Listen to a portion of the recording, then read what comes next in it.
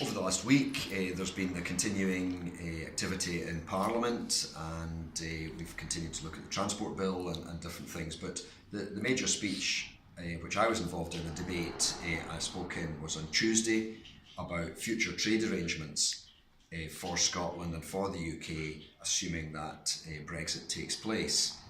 And I have to say, as I was preparing for the speech, I was becoming increasingly depressed when I looked at all the negative impacts that there can be from Brexit, and in particular the fact that the UK government seems to be going ahead making plans without really involving the Scottish government or the Scottish Parliament, and for that matter really the Westminster Parliament.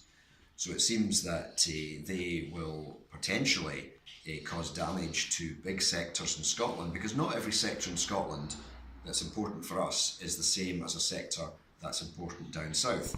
One example of that is salmon, where the UK exports a very large amount of salmon every year, but that is 99% Scottish.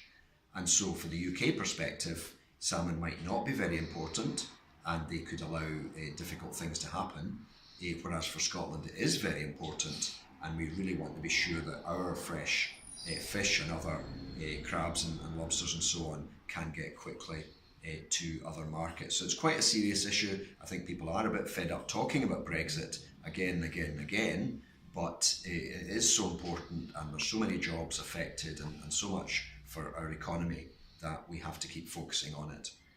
Perhaps on a slightly more positive line, last Friday, and in fact again today, Friday, I have been taking part in events around International Peace Day.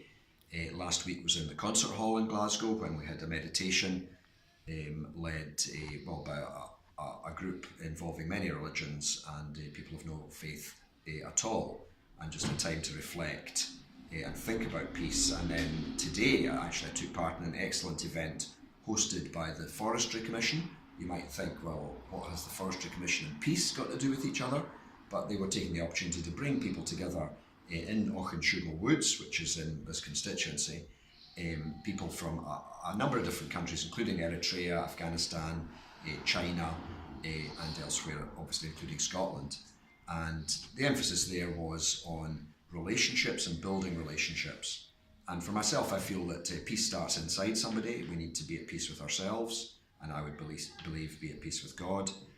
But then we can go on and build relationships with other people. And the reality is, I think most people in the world and most people in Scotland do want peace with other people. And it's only a very few at the top, like Trump and Putin and others, who keep trying to stir things up. So I really want to be committed to that, not just stopping wars, not just no nuclear weapons, which I absolutely am committed to, but a wider sense of peace where